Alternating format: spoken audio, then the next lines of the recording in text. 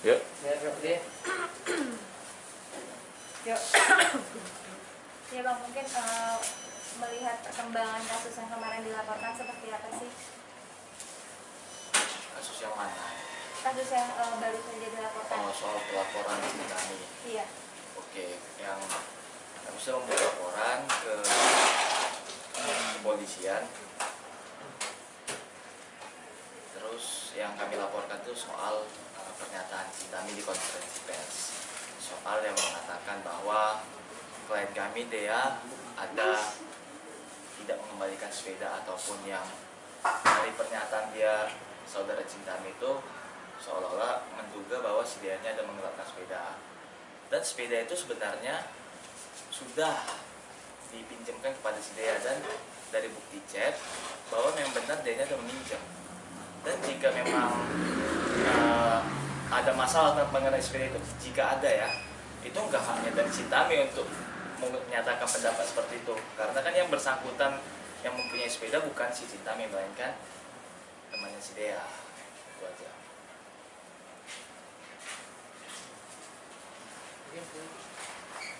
Mungkin dari Dea sendiri ada unek-unek mungkin yang mau disampaikan. Kalau untuk saya sih,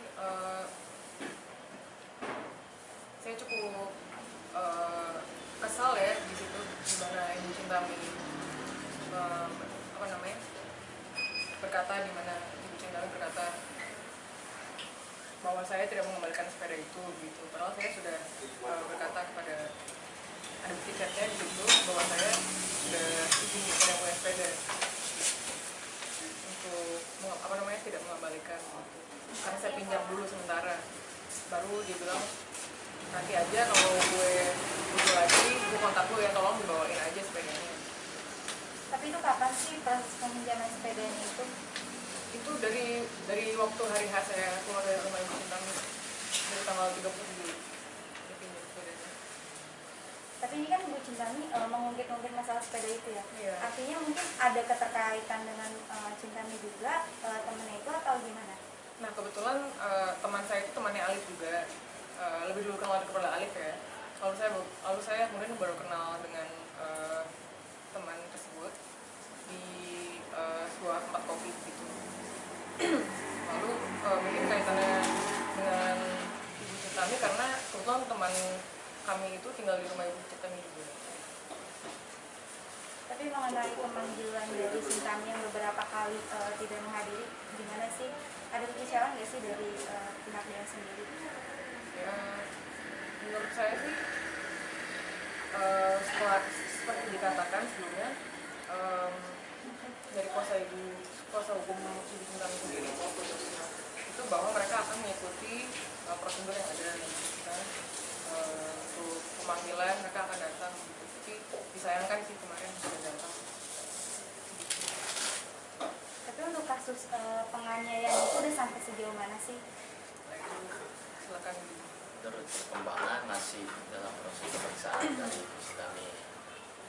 Dari info yang kami dapat, kemarin Ibu Cintami meminta ini ke pihak polisian untuk melakukan pemeriksaan di rumahnya, dan sudah dilakukan untuk pemeriksaan di rumahnya. Tapi untuk perkembangan selanjutnya kita masih belum tahu gitu kan. Untuk yang kabar selanjutnya kita tunggu aja dari pihak kepolisian. Itu aja. Jadi ada upaya yang disiapkan lagi seperti apa? Upaya apa yang mau disiapkan gitu? Kan kita sudah, yang upaya kami lakukan kan jadi gini. Ini terjadi penganiayaan, ya kita balik lagi ke masalah yang pertama, itu masalah penganiayaan. Upaya yang kami lakukan secara hukum itu sudah selalu kami lakukan gitu. Yang kami lakukan itu apa? Yang melakukan laporan, dan laporan polisi itu telah dibuat. Sekarang ya kami tinggal menunggu hasilnya aja, bukan menunggu hasil, tinggal menunggu prosesnya. Dan sekarang prosesnya itu pemeriksaan dari pihak terlapor. Jadi ya upaya kami udah kami lakukan semua gitu. Jadi kami tinggal tunggu prosesnya gimana, ya tinggal tunggu sifat ini aja, kooperatif kan ini pihak terlapor terhadap panggilan dari kepolisian itu aja. Oke Bang. Abang merasa mungkin ada perasaan takut nggak sih yang akan ada laporan-laporan baru lagi? Maksudnya? Kan dia akan dilaporkan katanya atas dugaan pengerusakan gitu. Gimana menanggapi itu? Iya, gini, setiap warga negara Republik Indonesia itu mempunyai hak untuk melapor. Ya silakan aja lapor. Itu hak dari setiap pihak manapun, setiap orang itu haknya ada. Tapi kan dia melakukan laporan kan untuk membuktikannya kan itu kan ada proses pemeriksaan di kantor kepolisian. Ya kita tunggu aja hasilnya gitu. Silakan aja mau melapor. Ya kita buktikan aja gimana bener nggak nih laporan yang dibuat oleh pihak orang Ibu Cintami gitu aja. Jadi kami ya nggak pernah ya kalau mereka melapor ya kami kooperatif pasti kami datangin. Pasti kami misalkan dipanggil kami hadir gitu. Karena kan untuk membuktikan laporan itu ada enggak ya kan harus dari kedua belah pihak gitu. Kan menurut prosedur hukumnya begitu. Bang, tapi pada tanggal 23 September kemarin, dia sendiri sudah dilaporkan oleh pihak Cintami atas kasus pengrusakan mobil itu. Nah, mungkin boleh diceritain nggak sih bagaimana kronologisnya mengenai kerusakan mobil itu? Karena kan di sini yang dilaporkan itu Toyota Vios milik Dio Alif ya. Oke. Sampai sejauh ini kalau memang ini sudah dilaporkan ya, gitu kan, pasti ada surat panggilan ke klien kami, dia. Kalau soal kronologisnya, mobil itu sempat terekam ya di snapgram ya. Di situ mobil Yaris itu tidak ada kerusakan sama sekali. Jadi maksudnya ini yang mobil yang rusak ini gimana gitu kan, nampak ini misalnya mobil itu rusak gara-gara apa gitu. Dan waktu lokasi penganiayaan dia ini yang terjadi itu mobil sama sekali nggak ada yang dirusakin gitu. Jadi kalau misalnya memang dia sedia dilaporkan ya udah gitu, laporkan aja silahkan. Tapi kan kami masih menunggu, ini nggak ada laporan sama sekali kepada klien kami, dia juga sejauh ini belum ada. Tapi yang dilaporkan di sini mobil Toyota Vios, sedangkan tadi yang Abang bilang Yaris. Jadi yang mana nih yang dirusak pada saat itu? Sepengetahuan saya sih untuk mobil itu mobil Alif sendiri itu adalah Toyota Yaris ya, yang warna hijau kuning gitu. Lalu satu lagi mobil dia yang lama adalah Chevrolet Aveo, dan mobil Vios, Toyota Vios hitam itu adalah milik omnya dia, Om Abadi Tanpa Negara. Tapi menanggapi pelaporan itu dari pihak dia sendiri udah menyiapkan langkah belum apa sih? Maksudnya? Untuk kedepannya untuk menghadapi Cintami lagi nih, karena kan dia sekarang udah dilaporin. Yang tadi Bang Ferdi bilang mungkin akan ada laporan-laporan lainnya. Itu silakan aja kami tunggu. Maksudnya kan kita kan sini mencari keadilan, bukan untuk mencari permasalahan gitu. Ya seperti bilang tadi, setiap orang punya hak untuk melaporkan. Tapi untuk membuktikan itu benar atau tidaknya itu kan pihak kepolisian. Jadi mau dia mau laporkan apa segala macam ya kami, kalau memang itu ada surat panggilan datang ke klien kami datang hadir gitu untuk membuktikan gitu. Jadi nggak ada upaya-upaya apa ya, nggak ada, tergantungnya ada nggak panggilan sampai kepada kami, itu aja cukup. Bang, dengan adanya lapor-laporan seolah-olah ini mengabulkan mungkin penganiayaan sih ini untuk mengalihkan proses hukum yang sedang berjalan. Ini kan bermunculan laporan-laporan dari Ibu Cintami. Itu termasuk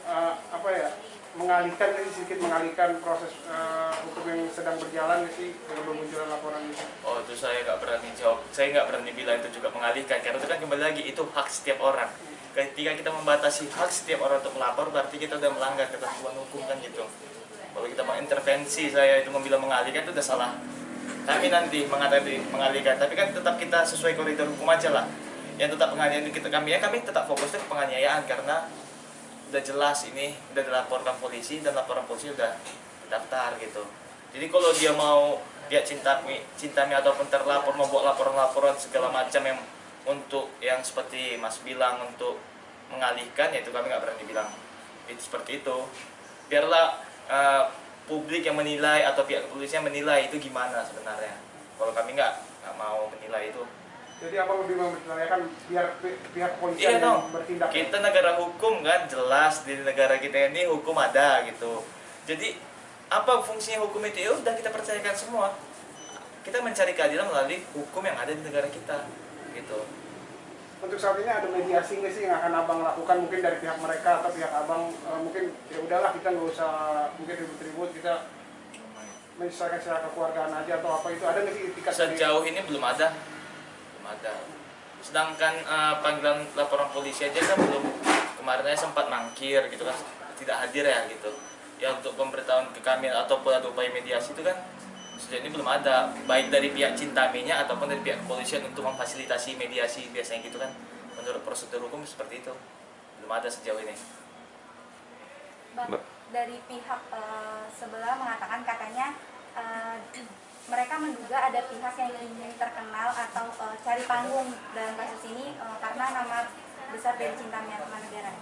Gini, Dea korban, kami lawyer. Si Dea tidak mengetahui hukum itu gimana, karena apa? Kan tidak semua orang mengetahui hukum secara pasti. Kami lawyer, kami tahu hukum. Ketika kami melihat seseorang ataupun ada korban mendapat penganiayaan, itu yang kami cari cuma satu, ya keadilan, itu aja. Tidak ada selain itu. Karena apa?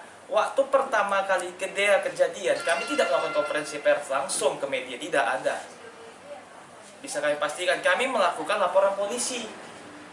Kami sudah membuat laporan polisi, baru setelah itu media meliput kami. Gitu. Kalau kami memang benar-benar seperti tadi pernyataan mau panjat pansos, istilah-istilah zaman sekarang seperti itu, kami pasti melakukan klarifikasi ke media dulu baru ke kepolisian. Tapi kami kan tetap melakukan proses hukum. Ketika terjadi penganiayaan, yang kami buat itu laporan ke polisi, bukan untuk mengklarifikasi di media. Sama kayak saya seperti yang pernah kami bilang bahwa si Cintami itu ketika ada masalah ini melakukan konferensi pers untuk apa? Media bukan gunanya bukan untuk menyelesaikan masalah. Masalah itu tetap ada koridornya, ada kepolisian, ada kejaksaan, ada pengadilan. Untuk apa itu dibuat? Untuk menyelesaikan masalah permasalahan hukum. Kami sudah melakukan itu dari awal. Jadi ketika media mau meliput itu bukan langsung dianggap itu upaya kami lakukan pansos gitu. Tapi gara-gara ini kami berurusan dengan salah satu tokoh publik, makanya kami kena liput sama media gitu. Itu aja. Tapi kami kalau secara hukum kami tetap melakukan laporan polisi. Terbukti tanggal 31 Juli ya kejadian, seminggu kemudian buat visum, langsung kami buat laporan polisi. Baru setelah laporan polisi jadi, barulah media mendatangi kami. Kami melakukan klarifikasi melewat media. Itu aja. Jadi pansosnya di mana gitu? Gak ada pansos di sini. Kami hanya mencari keadilan. Itu aja, cukup. Mbak, terkait laporan pengerusakan mobil, apakah benar itu dilakukan? Seperti tadi yang lawyer saya sudah bilang ya, itu pada video yang ada itu mobilnya baik-baik saja, tidak ada yang rusak. Dan pada klarifikasi security yang pertama juga mobilnya tidak, dia berkata bahwa mobilnya tidak ada kerusakan di situ. Lalu kemudian setelah beberapa sebulan kemudian kenapa mobil itu rusak kan jadi pertanyaan gitu kan. Artinya kan ketika ada muncul laporan, berarti kan ada perbuatan yang diduga mengarah kepada pengerusakan, gitu loh. Maksudnya seperti itu. Apakah memang Mbak sempat melakukan hal-hal yang diduga dianggap merusak sebuah mobil atau gimana? Memang saya mengakui di situ, saya sempat menendang mobil Alif, gitu. Tapi tidak sampai rusak. Kan saya juga wanita yang nggak mungkin bisa merusakkan mobil sampai rusak. Bagian mana yang ditendang, Mbak? Pintunya. Hanya pintu aja. Dan sampai sekarang kami tidak tahu itu bagian mana mobil yang rusak dan apa sih bentuk foto yang rusak gimana. Kan kita bisa menilai sendiri nih, seorang perempuan dalam keadaan itu setelah diseret ya, dipukul, tenaga masih habis, semana kuat sih kaki itu bisa menendang kalau memang betul-betul separah yang memang seperti yang dilaporkan gitu. Sampai itu bisa dibilang pengerusakan terhadap mobil gitu. Kan belum ada nih, kami juga belum menerima panggilan dari kepolisian soal pengerusakan mobil. Jadi mungkin kami bisa menjawab secara yang detail atau gimana itu mungkin setelah ada panggilan gitu kan, baru dibuktikan sama kami ini mobilnya rusak, mobil yang merek Vios ya, merek Vios rusaknya gimana, itu kan bisa dibuktikan kalau memang pakai alat itu dirusak atau pakai alat tubuh. Dan waktu kejadian penganiayaan itu gak ada alat yang digunakan sama sekali sama dia, hanya fisik sendiri, itu aja. Artinya menendang ini dalam bentuk upaya perlawanan atau melampiaskan kekesalan? Mungkin lebih ke melampiaskan kekesalan ya, karena saya dari dari atas lantai 3 saya tendang seperti itu, lalu dipukul seperti itu, dan saya tidak bisa berbuat apa-apa. Itu yang saya tahu, saya lihat kemarin kan katanya kaca mobilnya kan ada yang itu ya, ada yang retak itu kaca mobil. Apakah mungkin yang ditimpa sama bangku itu benar nggak? Ya Iya, bagaimana? Maaf. Kaca mobil. Kaca mobil kan sempat pecah juga dikit gitu. Tidak sih, pada saat itu saya tidak melempar kursi di situ. Enggak. Karena saya jujur aja nggak kuat ya di situ. Karena sudah lemes banget. Lemes sekali pada saat itu. Jadi ya nggak ada tenaga untuk mengangkat kursi, untuk sampai melempar itu nggak ada tenaga sih. Tapi kabar mengenai kamu yang melakukan pemerasan kepada Mbak Bu Cintami dan Dio, benar nggak Pak? Pemerasan. Ini udah merembet nih masalah itu, kami nggak tahu ya sama sekali soal pemerasan. Ya itu sejauh ini memang tidak ada pemerasan. Si klien kami dia ini murni bekerja sih sebagai asisten ya, Ya, admin. admin itu aja. Soal pemerasan itu udah terlalu melebar kemana-mana. Tapi ini menurut kami itu udah seperti melebih-lebihkan sesuatu yang tidak ada gitu. Ya kalau tadi seperti yang pertanyaan pertama yang bisa itu untuk mengalihkan, kalau ini mungkin bisa untuk mengalihkan lah, saya rasa masih menduga ya gitu ya. Kalau soal ada pemerasan itu udah berusaha memanipulasi lah. Soalnya pemerasannya dari aspek mana nih gitu, untuk pemerasannya gimana. Dan sampai sekarang ini setelah kejadian itu nggak ada komunikasi apa-apa antara Dea sama Bu Cintami. Kalau memang ada, itu silakan aja buktikan gimana bentuk pemerasannya. Kami hanya melakukan proses ini melalui kepolisian, itu aja. Tidak ada yang lain. Makanya kalau soal ini pemerasan, kami benar-benar terkejut itu. Pemerasan dari mana ini sekarang kok muncul itu isunya? Udah kan? Ya, cukup. Ada yang mau disampaikan lagi Bang?